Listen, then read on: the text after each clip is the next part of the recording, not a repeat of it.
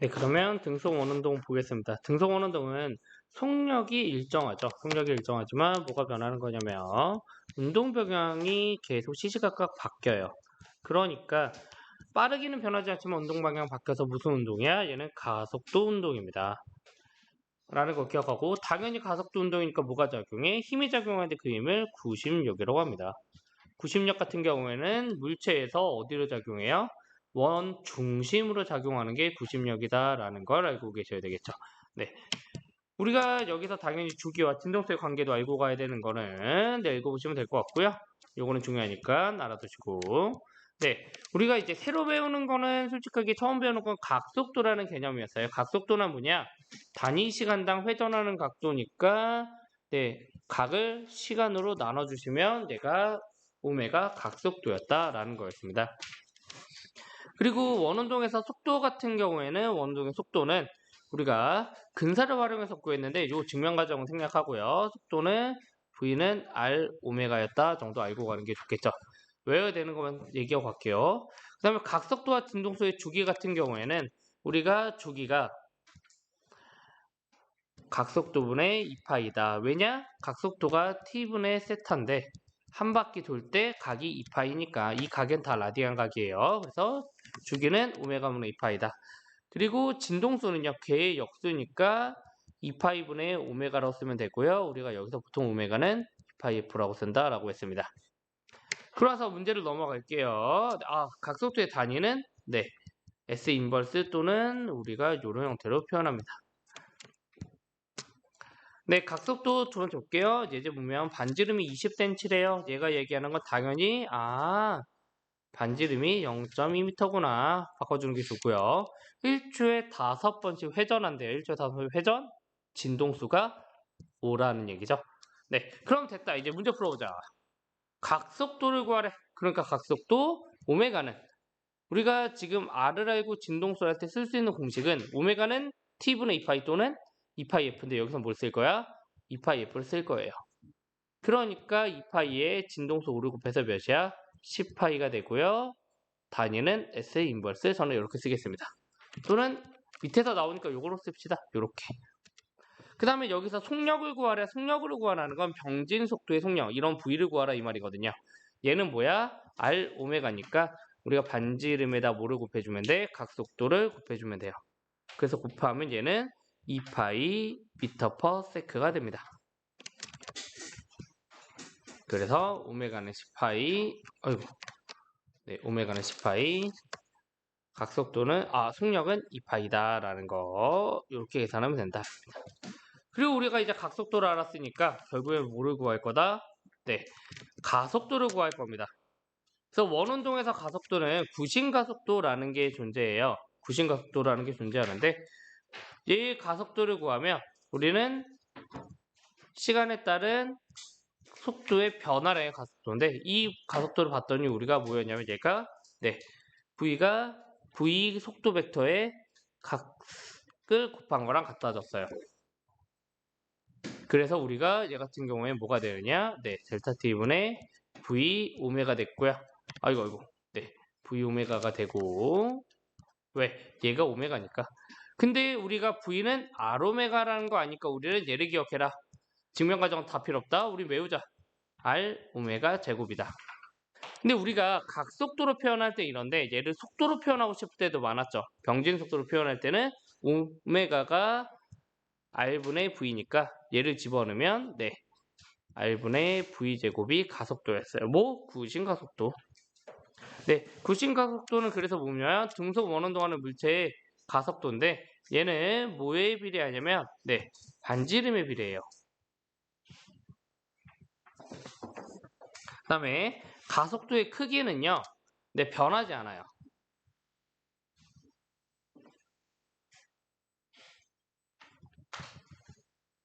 네, 가속도 크기는 반지름과 속도에만 비례하고요. 가속의 크기는 이런 형태로 변하지 않고 방향은 물체의 중심 방향을 향해요. 그런데 잘 보면 우리가 원운동을 할 때 여기서 갈 때는 가속도가 여기로 작용하고요. 우리가 여기 있을 때는 일로 작용하잖아요. 그런 형태로 방향이 계속 변해요. 그러니까 등가속도 운동이 아닙니다. 그리고 A의 구심각도는 위에 쓴 것처럼 R 오메가 제곱 한 번만 더 쓰면서 외우자. R분의 V 제곱이에요. 이게 변하지 않고가 일정하고가 조금 더 어울릴 것 같습니다. 네, 그러면 오른쪽으로 합시다. 이제 구심가속도 문제 풀어봅시다. 구심가속도는 두 개. R 오메가 제곱, R분의 V 제곱 써놓고 시작할게요. 반지름이 10m래요. 아하, 반지름이 10. 원궤도를 20m/s 일정한 속력, V가 20이래요. 그러고서 구심가속도가 래. 그러니까 우린 뭘 쓰면 돼? 얘를 쓰면 되겠죠. 구심가속도는 R분의 V 제곱에 속력이 나와 있으니까 집어넣으면 10분의 20의 제곱. 400을 10으로 나누니까 40이네요. 그래서 40m/s 제곱이다 라고 알 수 있겠죠. 그 다음 두 번째 봅시다. 지름이 4m래요. 아하, 반지름이 2m라는 소리죠. 이런 거 놓치지 말고, 낚이지 말고. 2파이/s로 각속도래요. 오메가가 2파이라는 거죠. 그러니까 우리가 여기서 가속도는 뭐를 쓸 거야? 예제랑은 다르게 R 오메가 제곱 쓸 거예요. 그래서 반지름 A 각속도의 2파이 제곱하면 얘는 8파이 제곱이 됩니다. 그리고 단위는 똑같이 가속도 단위 미터/s 제곱하시면 돼요. 네, 그래서 가속도는 우리가 공식이 두 개다. 언제 쓸지는 너네가 문제를 보고 직접 찾아야 된다 라는 거 기억하시면서 구심력으로 합시다. 구심력은 간단해요. 당연히 우리는 구심력 힘인데 힘은 뭐다? 질량 곱하기 가속도다. 뉴턴의 제2법칙에 의해서. 근데 그 가속도가 뭐인 것 뿐이야? 구심 가속도인 것 뿐이야. 그러니까 우리가 얘를 m, r, 오메가 제곱으로 쓸 수도 있고요. 구심 가속도를 속도를 이용할 때는 m, r분의 v 제곱으로 쓸 수도 있다라는 겁니다. 그래서 이 두 개도 외워놓고 그때마다 다르게 쓰자라는 겁니다. 네. 그래서 예제 볼게요. 구심력 반지름이 일정한데 우리가 원운동하는 물체의 속력을 2배로 늘려요. 속력 2배. 그러면 위에 거 써야 돼? 아래 거 써야 돼? 아래 거 쓰시면 되겠네요. 그래서 우리가 봤더니 구심력은 쓰면서 외울게요. m, r분의 v 제곱인데 우리가 속력을 2배 시켜요. 그럼 제곱하니까 몇 배가 돼야 돼? 구심력은 4배가 돼야 됩니다. 이런 형태로 구하면 됩니다. 네, 요것만 끕시다. 네, 그러고 등속원화도 단지동 시험 문제 안 나온다고 했으니까 당연히 저도 여기서 설명 안 할래요. 궁금한 사람은 찾아와서 물어보세요. 오케이, 찾아서 물어보세요. 이거 정리하는 거라고 하자. 등속원운동에서의 속도는요. V는 오메가로 표현하면 R 오메가죠. 기억해주면 되고 가속도는 R 오메가 제곱 R분의 V 제곱. 구심력은요. 당연히 우리는 여기다가 질량만 곱해주면 된다.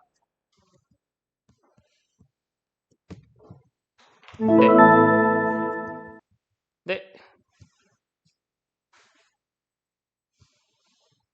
그 다음에 주기와 진동수의 가격에 보면 주기는 오메가분의 2파이다. 진동수는 요거의 역수니까 2파이분의 오메가라고 쓰면 되는데 우리는 뭘 더 많이 쓴다? 오메가는 2파이 F를 더 많이 씁니다. 네, 그럼 이제 문제 풀어봅시다. 여러분이 궁금한 게 문제일 거 아니에요? 네, 1번부터 풀어볼게요. 일정한 주기로 회전하고 있는 풍력 발전기의 모습이에요. 얘 같은 경우에 일정한 주기, 일정한 각속도란 소리야. 왜? 주기가 오메가분의 2파이니까 얘가 일정해? 그럼 당연히 각속도도 일정해야지.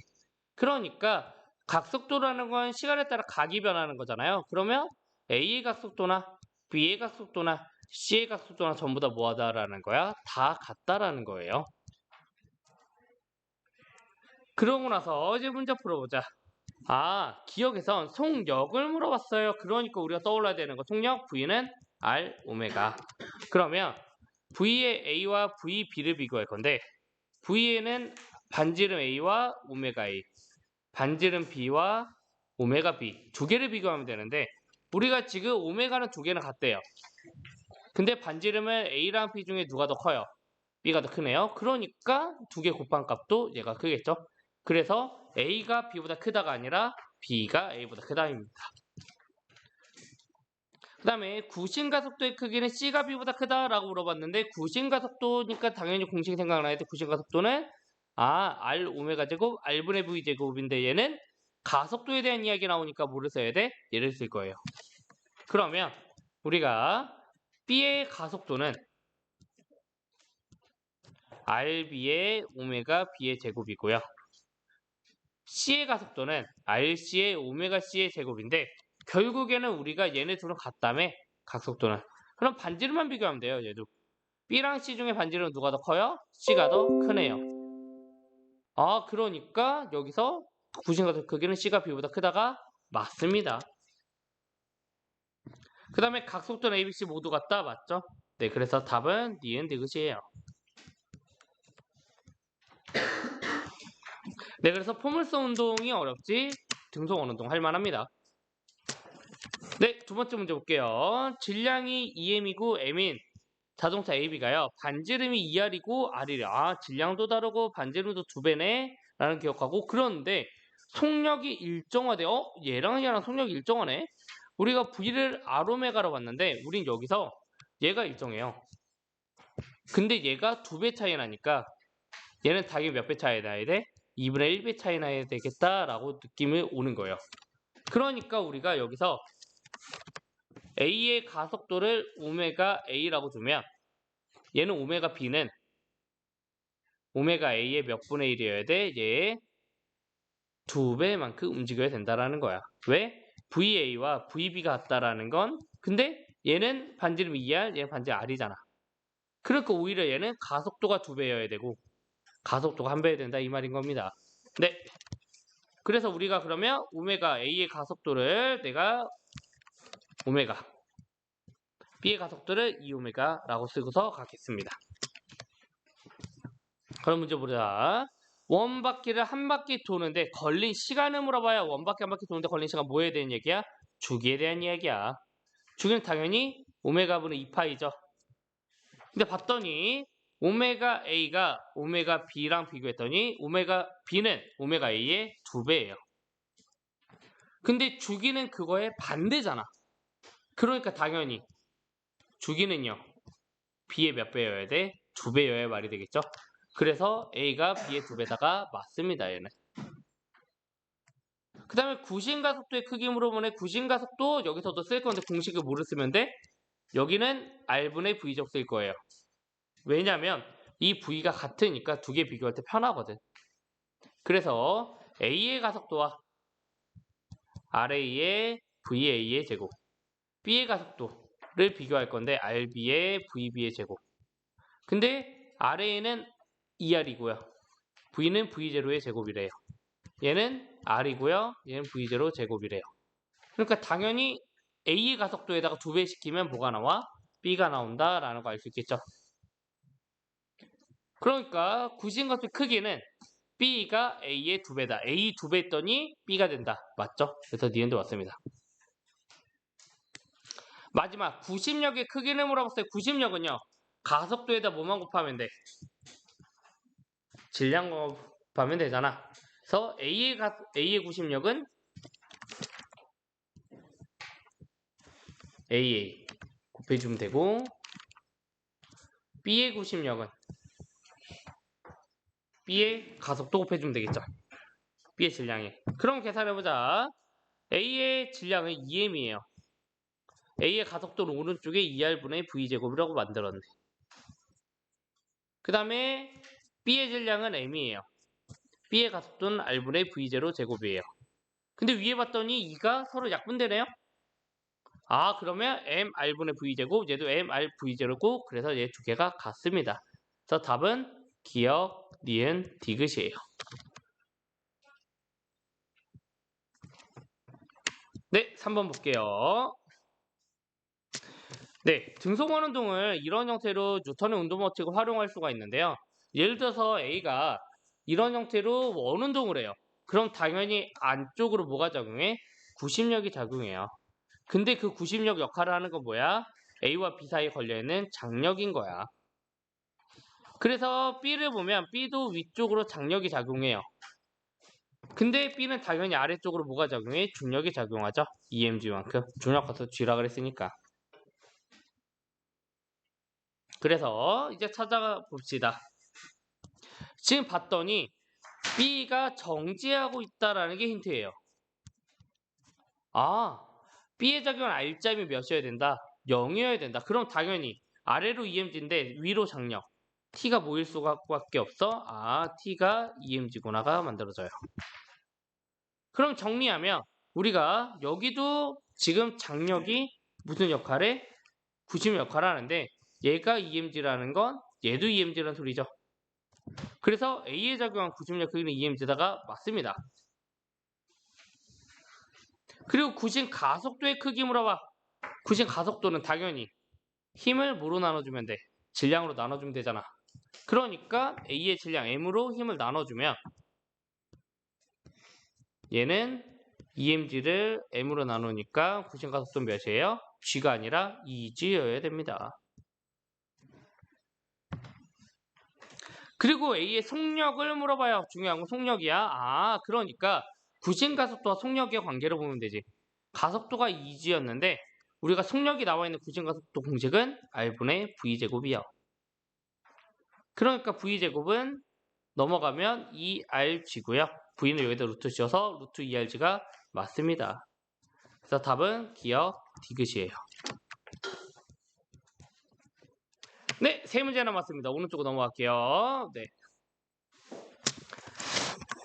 4번은 반지름의 길이가 5m인 진자이크스의 질량 2kg 물체를 돌렸더니 얘가 수평 원운동을 하고 있대요. 얘가 원운동 하고 있네요. 떨어지지 않고 세타도 줄지 않고. 왜 그러냐? 얘 힘을 비교하면 당연히 아래로 중력이 작용해서 중력이 작용해요. 근데 실에 걸려서 뭐가 작용해? 이쪽으로 장력이 작용하죠. 그 R자임이 뭐가 되는 거야? 그 R자임이 우리가 구심력이 되는 거예요. 둘의 힘의 합력에 의해서. 그래서 우리가 보면 얘가 세타만큼 돼 있다라고 그러고 수직인데 5이고 3인 거 보는 순간 저절로 떠오르지. 얘는 몇이어야 돼? 4m여야 되는 거고요. 힘은 말 그대로 계속 일정히 움직이기 때문에 얘를 힘을 잘 표시하면 네, 얘가 이쪽이 장력. 그 다음에 얘 중력을 움직이면 이게 중력이에요. 두 힘의 합력에 의해서 뭐가 발생해? 이런 R자임이 발생하는 거예요. 그 R자임이 구심력 역할을 하는 겁니다. 네, 그러고 나서 보면 중력을 우리 계산할 수 있어요. 질량이 2에 중력도 10이니까 얘가 20이래요. 우리가 4m일 때 20이다 라는 건 당연히 장력도 구할 수가 있지. 장력은 4m에 20이라는 건 5m일 땐 25N이어야 되죠. 그럼 당연히 구심력도 계산할 수 있어. 구심력은 얼마여야 돼? 4m일 때 20N이니까 3m일 때 15N이어야 됩니다. 그래서 구심력을 구하고 얘를 가지고서 문제를 풀 수가 있게 돼요. 네, 문제를 보면 구심 가속도의 크기를 구하래.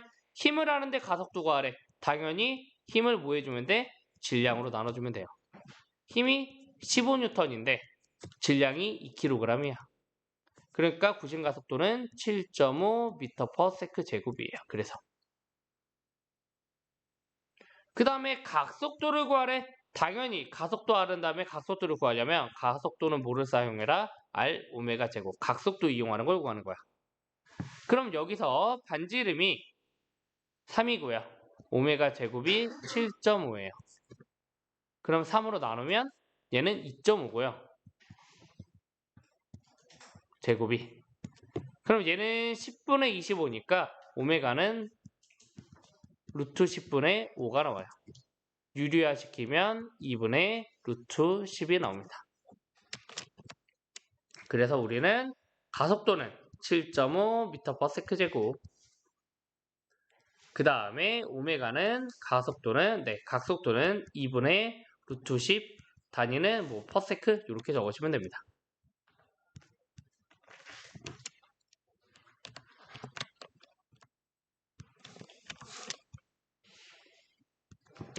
네, 그러면 5번 갑시다. 5번도 비슷한 문제예요. 비스듬하게 힘이 작용할 때 구심력이 뭐가 작용하느냐라는 거예요. 제가 여러분 찾는 거 어려워할 것 같아서 하나하나 조금 각속도부터 찾고 구심력 찾고 장력 찾고 수직 강력 찾으러 알려줬어요. 얘가 60도로 천장에서 60도 방향으로 길이가 L인 질량이 원운동하고 있는데 문제에서 힌트가 주는 건 60도 원운동의 주기가 이거다라는 거예요. 원운동의 주기는 여러분들이 어떻게 계산한다? 오메가분의 2파이라고 계산한다고요. 근데 얘가 4파이 루트 g분의 L이에요. 그래서 우리는 여기서 가속도를 구할 수가 있는데 가속도는 2파이 약분돼서 얘가 2가 남을 거잖아. 오메가랑 자리를 바꾸면 얘는 2분의 1의 루트 L분의 G가 돼요. 그래서 각속도는 2분의 1의 루트 L분의 G가 됩니다. 그러고 나서 구심력을 구하래요. 구심력을 구할 거야. 그러면 당연히 얘 가지고 가속도를 구할 수가 있죠. 뭐 R 오메가 제곱 이용해서. 근데 가속도를 먼저 구해야 구심력을 구하게 되는데 지금 얘가 L이고 60도라는 건 우리가 얘를 삼각형을 그리면 원운동하는 반지름을 구할 수가 있어요. 얘는 2분의 1에 얘는 2분의 루트 3에 그래서 구심력을 구하면 반지름이 2분의 루트 3L 그 다음에 각속도 제곱하니까 4분의 1에 L분의 G가 돼요. 그래서 얘는 약분하면 8분의 루트 3 G가 됩니다. 그럼 구심력은요? 거기다 뭐만 곱하면 돼? 질량만 곱하면 돼요. 그러니까 8분의 루트 3 mg입니다. 구심력 알았네요? 그러면 장력하고 수직항력 구할 수 있어요. 얘를 구하려면 우리는 힘의 분해가 필요합니다. 그래서 지금 보면 얘를 힘을 다시 쓰면 얘는 이쪽으로 장력이 작용하고요. 그 다음에 얘는 아래로 중력이 작용해요. 근데 그만큼 위쪽으로 뭐가 작용해? 수직항력이 작용해요. 그리고 두 힘의 합력에 의해서 뭐가 작용하는 거야? 구심력이 안쪽으로 작용하는 거예요.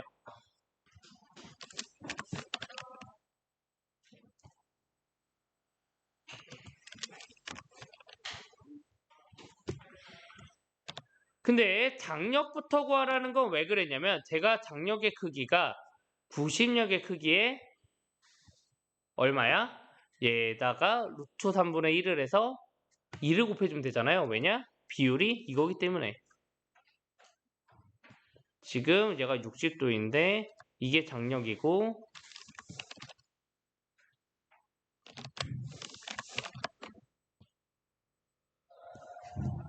뭐가 구심력? 얘가 구심력이기 때문에. 근데 비율이 2대 1대 루트 3이잖아요. 그러니까 장력은 뭐야? F 구심력에 뭐를 곱해서 루트 3으로 나눠준 다음에 2배 시켜주면 돼요. 그러니까 우리는 8분의 루트 3 mg에 루트 3분의 2를 곱하면 얘는 4분의 1 mg가 됩니다. 네, 종 쳤는데 빠르게 좀 수업하겠습니다. 네, 수직항력을 구하면 되는데요. 이 수직항력을 구하는 게 약간 어려울 수 있어요. 얘가 수직항력은 지금 잘 보면 위로 작용해야 되고요. 아래로 당연히 중력이 작용해요. 근데 둘의 합력이 얼마만큼 작용하는 거냐? 요 그래프에서 구심력이 알짜임이 되려면 어떻게 합력이 아래로 작용해야 돼요. 그러니까 우리는 중력이 수직항력보다 커야 됩니다. 근데 그리고 그 합력은 장력의 반이어야 되고 그러니까 이 합력은 중력에서 수직항력을 빼주면 되는데 얘가 장력의 몇 배다? 2분의 1배다. 왜? 이거는 삼각형 때문에. 근데 우리가 장력 알아요. 4분의 1mg. 중력 알아요. 그러면 수직항력의 크기는 얼마가 나오냐면 8분의 7mg가 나와야 됩니다. 계산만 맞춰서 다 해볼게요. 8분의 1mg 넘어가서 8분의 7mg가 나와야지 됩니다. 그래서 이런 형태로 계산할 수 있어야 된다라는 거 알고 계시면 되겠습니다.